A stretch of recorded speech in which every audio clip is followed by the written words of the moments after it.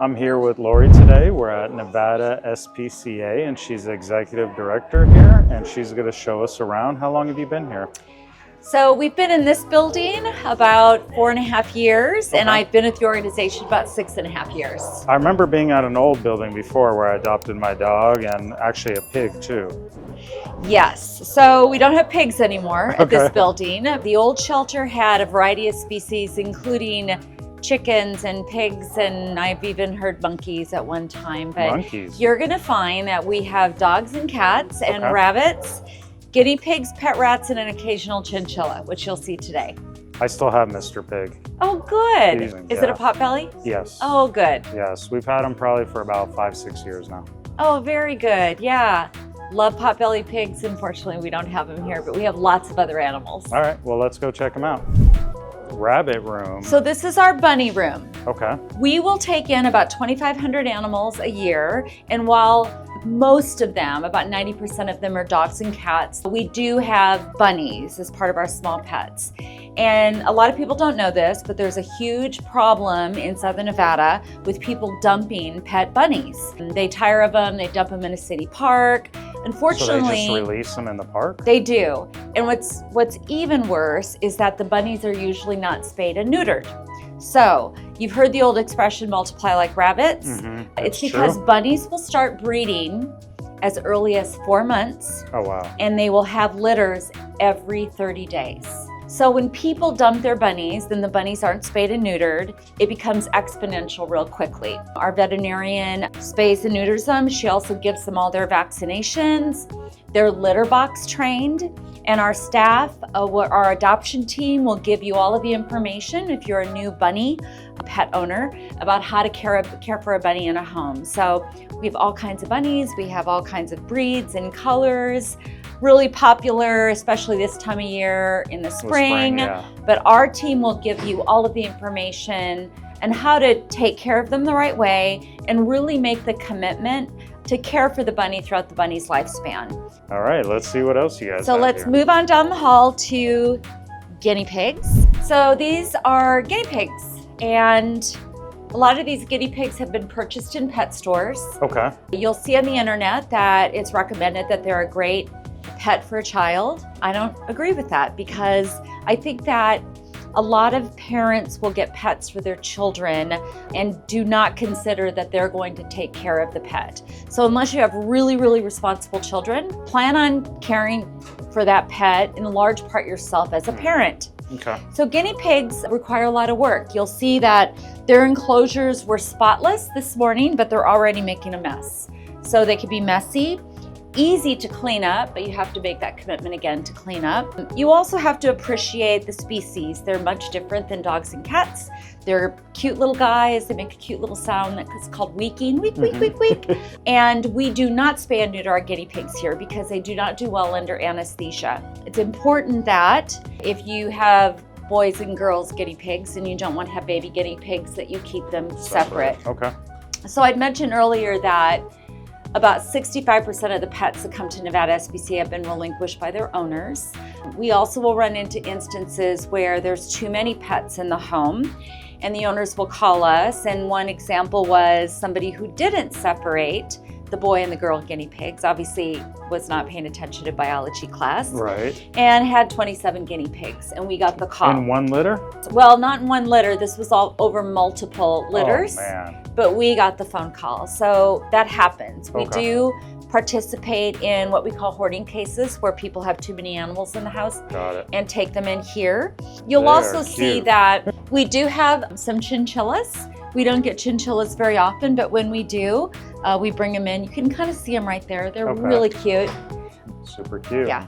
All right, let's see what else we got. And let's go into the cat area. So our cat rooms are a combination of free roaming and enclosures because not all cats get along. We will see upwards of almost 700 orphan kittens from the streets of Las Vegas come into our shelter this year. Wow. It's called kitten season. It's basically feline breeding season, and they tend to breed more when the weather is warmer. Now in Las Vegas, that's pretty much all year round. Yeah. I mean, we had one of the warmest Decembers on record, but we also had kittens coming in at Christmas. The kittens are challenging sometimes because they come in with a lot of problems. They've been living on the streets, they have diseases, they've had injuries, they're starving, they're overheated, a lot of things. However, if we get them healthy, the kittens get adopted like that, but not so with big dogs. You'll see when we get to the dog area, not only in our shelter, but all over the country, there is a big dog problem that people are surrendering their large dogs, and it's primarily linked to housing. Because of economy, people that are renting are having to change their situation. They're going into a new rental and they can't bring their dog with them.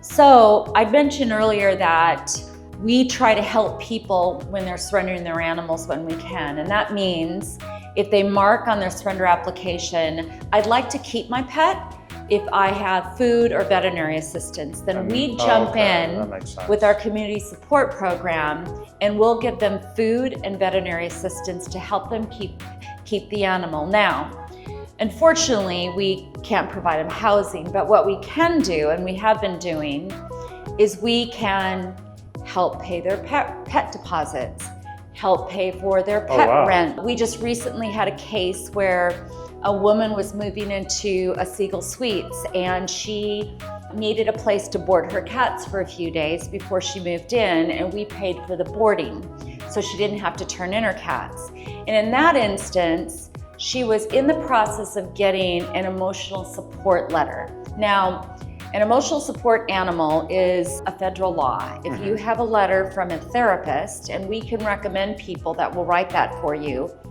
federal law says the landlord has to honor it. Regardless if they can have pets. It's federal law, yep, and you have to bring that animal in. So even if the landlord has weight restrictions, breed restrictions, you know, I don't want that 100-pound dog or that pit bull, they have to abide by the law with that, with the ESA letters, we call them. So we'll assist them with that too. Got it. So you're going to see again when we get to the dog floor, it's all big dogs. The reason you won't see little dogs is because they get adopted really quickly. Yeah. Can you get a letter for a cat? Sure. You can get a letter for a peacock. Okay. Cats generally, because they're a smaller animal, are going to be less expensive. It's so nice and clean and big. And thank you. Our team does a really good job of keeping things clean and smelling clean. Oh, we do have a couple of kittens in here. Here, we can go on in. So a lot of people are afraid of going to an animal shelter because they think they're going to be sad. And I assure them that this is a really nice place. Of course, a home is always going to be better. But while they're in our care, they are going to get excellent care. It's clean. We know we have some dogs on the floor that get a lot more attention in our care than what they were getting previously in the home. It's a nice place. When we built the shelter, we didn't want it to feel or smell or sound like an animal shelter. We wanted it to feel like home. Usually the staff will put this up just to help distress them. But I wanted to show this cat, well, one, because Echo is beautiful. He's a beautiful Siamese, but he's a little scared. Echo. But I don't know if you can zoom in, but he is unusual in that he has an extra toe. He's a polydactyl cat, which a lot of people are interested in those. So he just was put on our adoption floor this morning, and just because he's beautiful, and then he's got that polydactyl feature, he will be very popular. In fact, they are called Hemingway cats because Ernest Hemingway had a number of polydactyl cats on his estate in Key West, Florida. What makes them popular? Their paws look like little mittens. So they're just because they're unique with that extra toe. And then Hemingway started collecting them down in Florida at his mansion there when they were coming off the boat. And then they're still descendants to this day of his cats that have the polydactyl. Oh, really? So that's why they're called Hemingway cats. Yeah. Nice. Right, buddy? Yeah, you're so pretty. He's a pretty guy. And you play some great music for them. I felt like I was in a massage parlor. This is, I thought I was at Massage Envy. This is. There you go. I haven't heard that analogy before, but we do a number of things here to distress our animals. It's called enrichment. We play overhead music in all the animal holding areas to calm them down. We have a lot of volunteers that interact with them, play with them, give them treats, play with toys, read with them. It's all about de-stressing them and making them comfortable while they're in our care. And music is a big part of it. Yeah. Makes a big difference. And then this is back of house. One of the dangers that you have to be very aware of preventing is cross-contamination of contagious diseases in a shelter. We're similar to a hospital. I mean, we can have upwards of 200 pets under one roof at any time of all the species. So it's really important that we have strong biosecurity measures. You'll see that this is medical isolation for the cats. This PPE that our staff has to walk in on. We won't walk in, but you'll see that this is where we send the cats if they have any kind of upper respiratory infections. We also have a separate room for ringworm. So ringworm is not deadly, but it's very contagious and humans can get it. And it's just kind of a nuisance. It takes a few weeks to get rid of it. I'll say that probably 30% of the orphan kittens that come in from the streets have ringworm, and we treat it here. We also treat it through our foster program where it goes into homes with some of our foster parents that know how to treat it.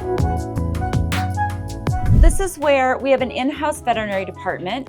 As part of this new shelter build, our goal is always to get an animal into the right home as quickly as possible. So in sheltering, it's a math problem. We bring them in here, we judge the length of stay, how long they're with us in the shelter, and then we find them a home. The quicker we can find them a home, the more animals we can bring in. And because we need to spay and neuter all of our animals, if there's a bottleneck in those procedures, it slows down our adoption process. Is that done in here? It's done here now. So this was a game changer for us.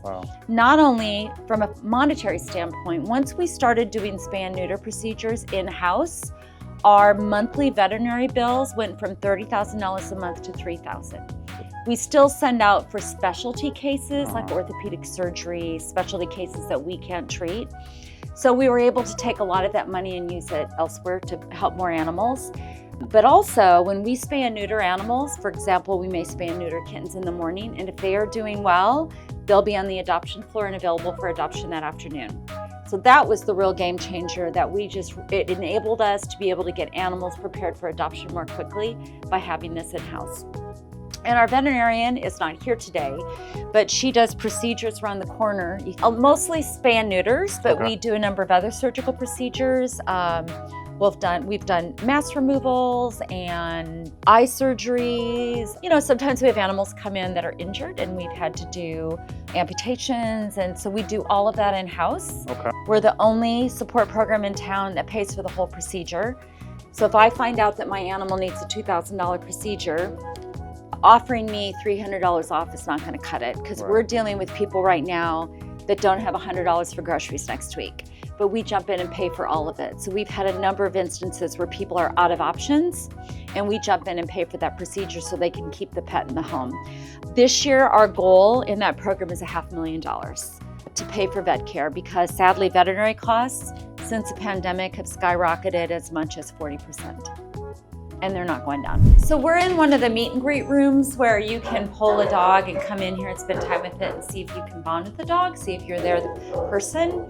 You'll also see on our adoption floor that we have a lot of big dogs that we were talking about earlier. We also see that oftentimes they'll adopt a puppy and then it grows up and they're just not prepared for the size. So our adoption team will remind them of what we think the size is. You know, I tell the story of a friend of mine. Fortunately, she's a really, really great dog mom, but we had a little baby puppy. It was adorable, and I just kept telling her 80 pounds, think 80 pounds. And now she reminds me that actually it's now 125 pounds. But I was trying to make the point that it's not always going to be this cute little puppy. You're going to be dealing with an 80-pound adult, and that's what you need to think about, and why pet owners need to really think ahead, like, what's the lifespan going to be with this animal? Am I going to have this animal? You know, we just saw Dorothy in the holding area, and Dorothy, while she's 9, could very likely have another 5 years of life. So are you going to be prepared for that?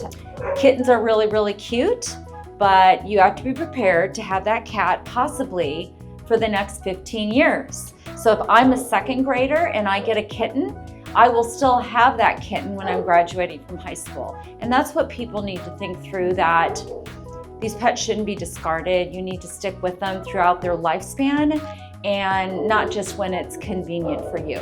I think there's not the disclosures at the pet stores. They're just like trying to sell them and you don't get the whole story. Because recently we were at Gill Creek Sanctuary and we saw a lot of birds there, and people don't realize they live for a long time. So I don't know if that's where the problem starts, that when they're selling these pets, like the disclosure that goes with it. Yes, it's a financial transaction. They are not counseling people at all. I've been in pet stores, I've listened to the conversations. I heard somebody once buying a $3,500 miniature schnauzer and there was no conversation about the personality of that breed. Yeah. And that can be a tough little breed. So again, it's a financial transaction. They even offer them really high interest financing Right. if you don't have the cash. Yeah. And we see a lot of those dogs turned into us when they tire of them, when they grow up. And we've literally had scenarios where they come in with a receipt, a $4,500 receipt for a Bernie Doodle, and told us we just weren't ready for a puppy. We've seen that before. So we're really glad that Henderson has some laws too, that pet stores are going away, because what's happened is in California, they shut them down. Well, those pet store owners started moving here. And then they were just hopscotching. Clark County closed. Well, then they moved up to the city of Las Vegas. Now there's 12 pet stores up there. And finally, the city shut it down too. We use this to staff and volunteers exercise dogs during the day. We also use this for dog meet and greets. So if we have a dog that we are unsure if it will get along with other dogs and you have a dog at home, we encourage you to bring your dog here, and then we do a meet and greet, and our staff will observe the two dogs and make a recommendation if we think that it's gonna go well in the home. We do a lot of exercises out here for the dogs. In the summertime, we fill up kiddie pools and they run through the water. We have a misting system, so when it gets really hot in the summertime, it really cools things down out here. So this is a really useful space for us to exercise the dogs. We have volunteers that come in every day and they walk the dogs early in the morning before it gets hot. We also have volunteers who will come here every afternoon and throw balls and play with dogs in the afternoon. So again, I know sometimes it looks sad that these dogs are in kennels, but a lot of these dogs are better treated here and get more attention than their previous situation. Yeah, this is great. Yeah. It's also sponsored by Tito's Vodka, this dog yard was. Wow. Great supporter of animal welfare. They have a platform called Vodka for Dog People. They've given us, our organization, a lot of donations. So that's why I always tell people why they need to drink Tito's. There you Aside go. from the fact that it tastes good.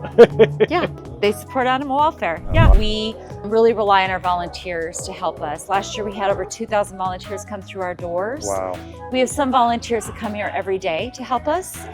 Behind you, you'll see here is our pet pantry, which is part of our community support program. So going back to, if somebody needs financial assistance, we will jump in and provide food and veterinary care. We take all kinds of food, all brands. We even take open bags because we repackage it based on what the pets that they have in the home, and we give them a month's worth of food. They make an appointment, they come here, we give them the food. In some instances, we'll deliver it. And this is a pallet from one of our donors that had us meet them at Costco this morning, and we brought in more dog food. So we fed over 5,000 pets last year, over 75,000 meals. So this is a really important element of our community support program, because like anything else, pet food has risen 30–40%. And we hear a lot of stories where people are feeding their pets before they're feeding themselves. So we want to jump in and be able to help relieve that stress for that family. This is our retail department. It does represent a stream of revenue for us. But even more importantly, it's just really fun. A lot of our supporters want to show that they represent Nevada SPCA by buying our shirts. It's our Don't Take a Gamble Spay and Neuter shirts. Again, spay and neuter is the most important thing to counter pet homelessness. But it's just a fun little space that we're really proud of. Awesome. Well, I really appreciate the tour today. Of course. We learned a lot. How can we get you more volunteers? Where would they find that out? So we have a brand new website. We just updated it. It's beautiful. So go to nevadaspca.org, and that's where you'll find information on how to get involved. Our volunteer program information is there. There's information if you want to become a foster parent. A lot of people take a lot of enjoyment out of that. If you have already are at your limit for pets, but you still want to have kittens in your home, it's a great way to experience that. There's also information if you want to donate, if you want to donate supplies for our pet pantry, for example. So it's all there. Okay. And then of course, if you want to adopt, all of the animals for adoption are up there. What's the website again? Nevada SPCA.org. Awesome. Thank you Good. so much for your time. You're welcome. Appreciate it.